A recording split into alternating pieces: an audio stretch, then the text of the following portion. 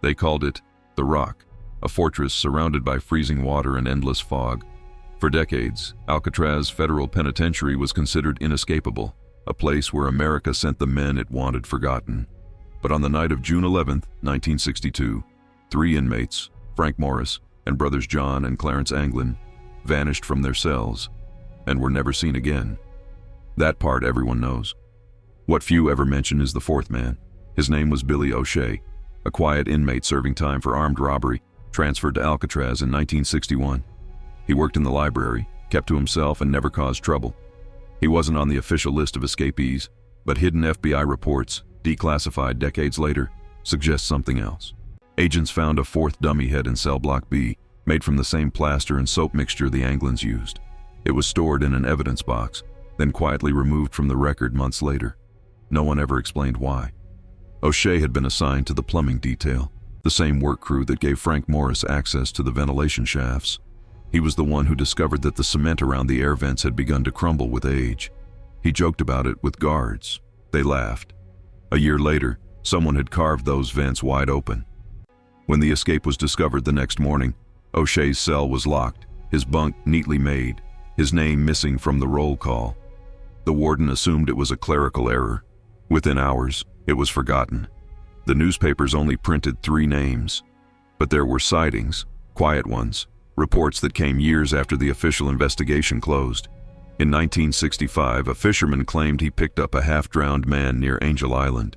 The man said he'd fallen off a boat and begged to be dropped at shore. The fisherman described him as thin, quiet, with pale blue eyes and a southern accent. When shown photos later, he pointed not to Morris or the Anglins, but to Billie O'Shea. The report never made it into the FBI files. Then, in 1979, during renovations on Alcatraz, workers found a narrow tunnel running behind one of the old plumbing shafts. At the end of it was a small metal latch door, sealed from the inside. Inside that cavity was a folded piece of fabric, canvas from a raincoat. Stamped on the inside were faint initials, B.O. No one could prove it meant anything. The artifact disappeared into private collection. So who was Billie O'Shea? A phantom prisoner, a decoy, or the one man who actually made it out alive? Officially, Alcatraz had no survivors. The government closed the prison in 1963, calling it outdated and inhumane. But off the record, retired guards still talk about the 4th cell on that row, the one they were told never to open. In 1993, a postcard arrived at the San Francisco Chronicle.